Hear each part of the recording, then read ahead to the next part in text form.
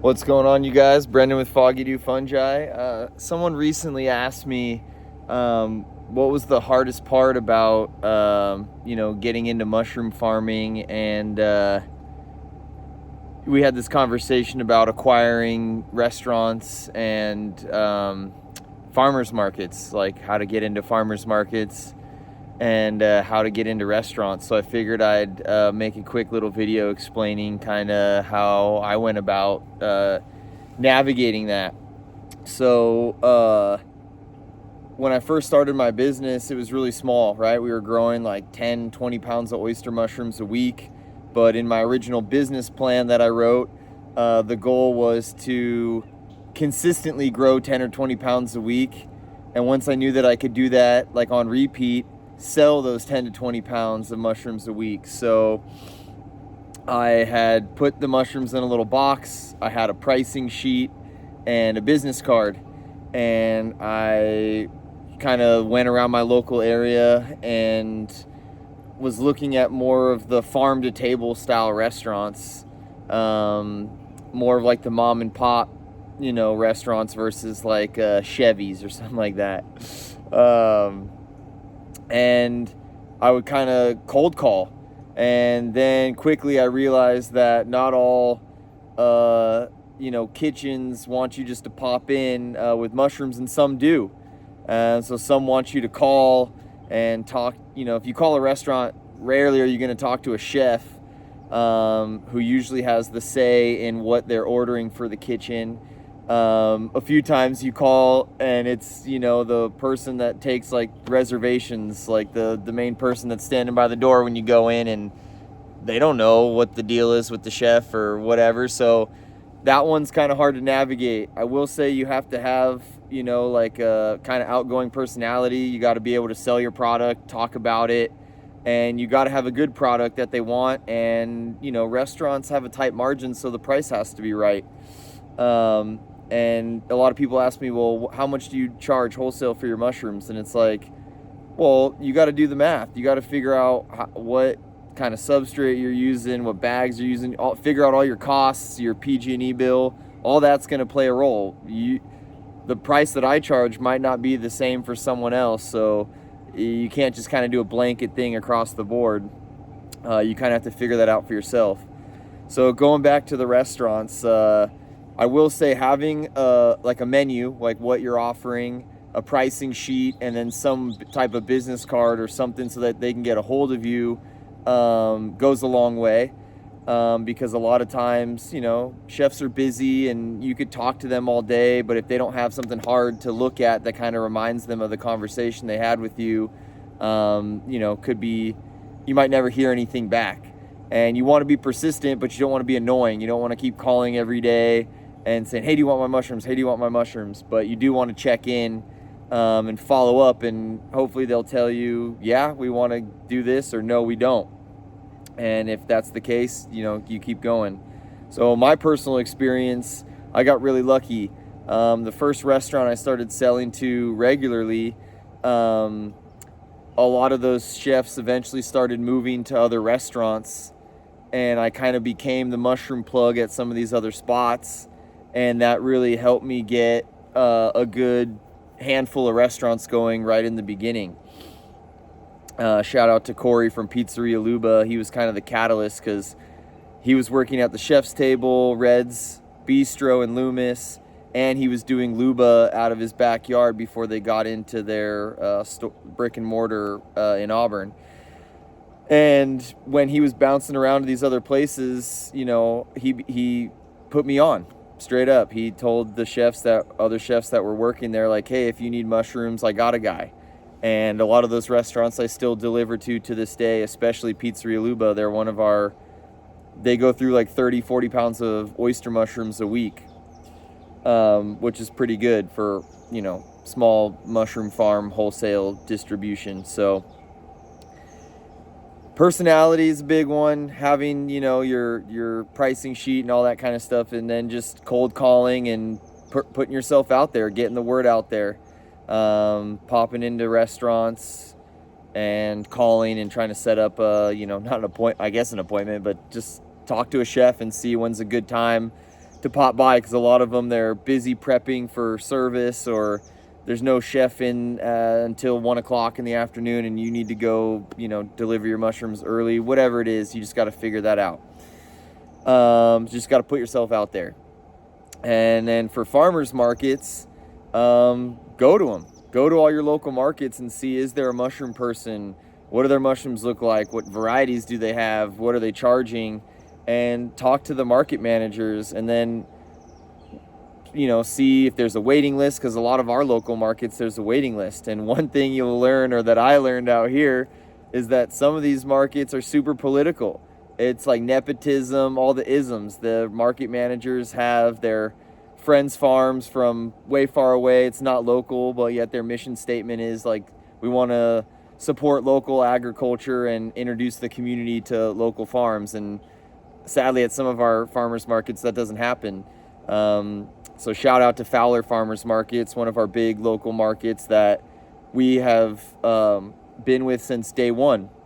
And, when that market first started, it was small. There was maybe 4 or 5 ag vendors and some arts and crafts people and some people making jams and cookies and kettle corn, and it was super small.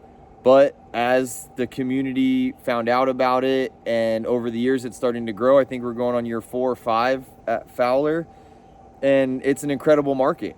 And they built a brewery right there on site. They sell fruit trees. The Fowler family's been around in our area for like over 100 years farming this land, and they're super cool people. They've navigated and dealt with a bunch of stuff in the ag and building permitting world, and they're a great resource, and they're happy to help. So yeah, some of these what I'm trying to say is that some of these markets that may be slower, sometimes you just have to stick it out. Some people will go have a bad day, maybe not even make enough money to, cover your stall fee, and then they bail. And you don't want to be known as the fair weather farmer that only shows up on the sunny days and doesn't come out in the rain, or, oh, the market's slow, like, screw this market. Like, that's the wrong attitude to have. Like, it's kind of that, if you build it, they will come. Like, if you have a good product and you're consistent and you stick it out and you promote, and all the other farmers promote these markets, like, they can build and grow.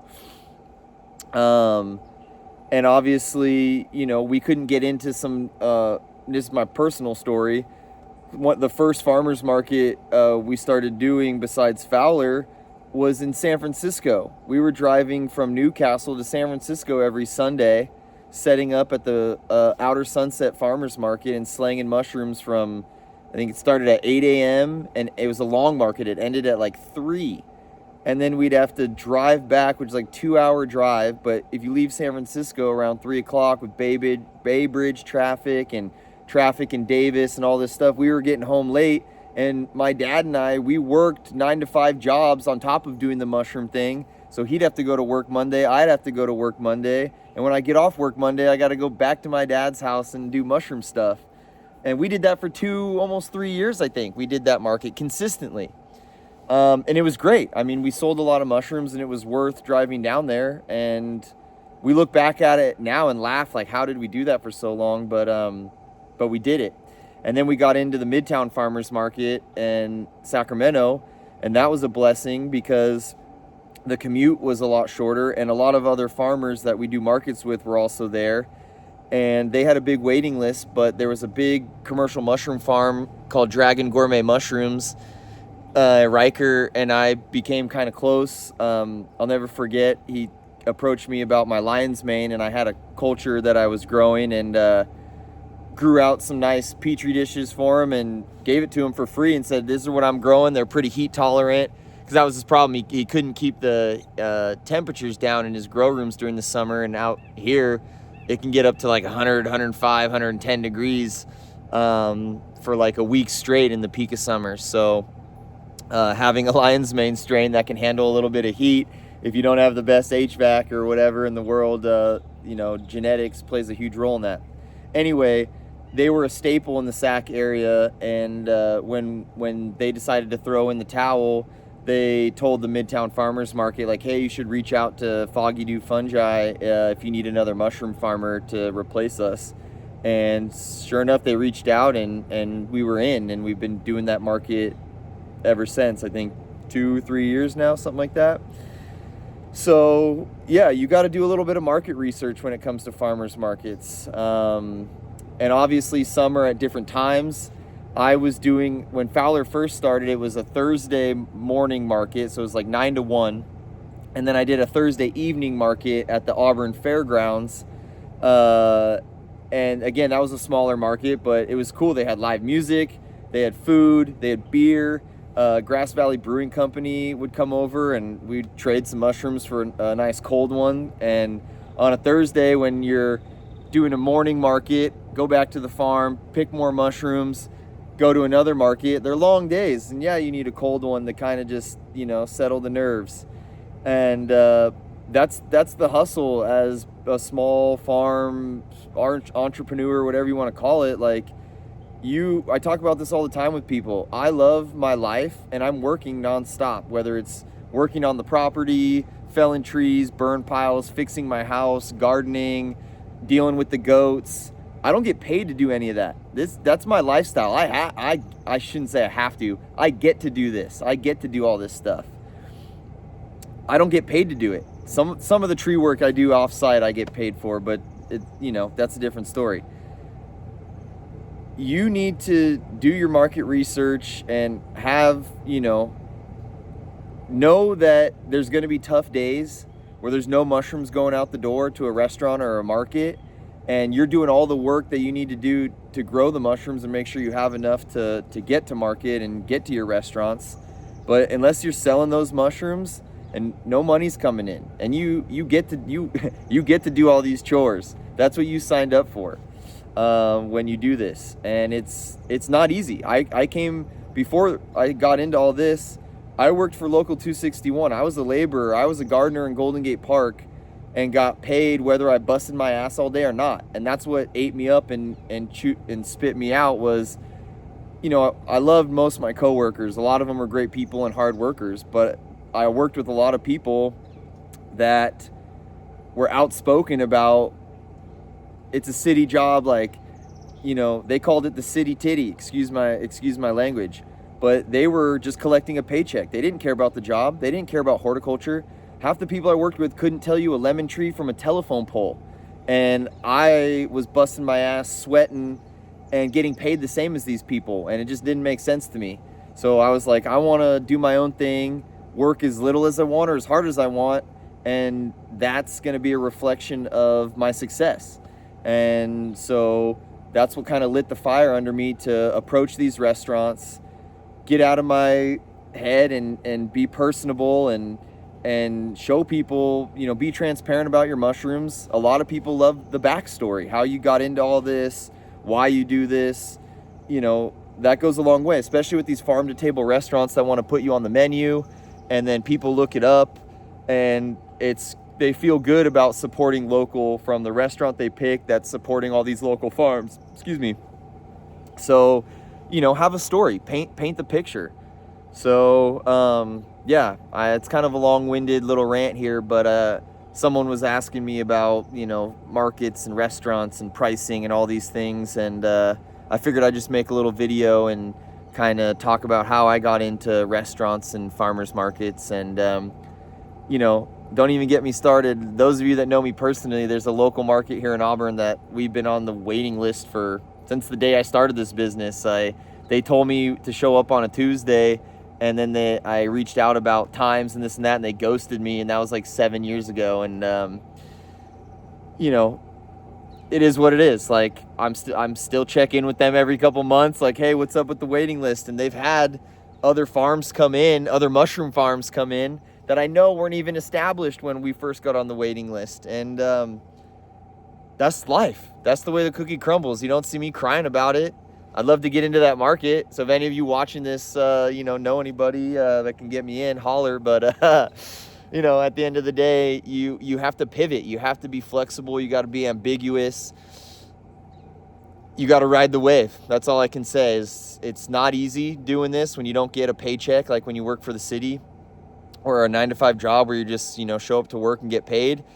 This is, you show up to work, you bust your ass, and you might not make a penny that day. and that's just what it is. So with that being said, love you all, my soul friends, soul fam, and yeah, we'll catch you on the next one.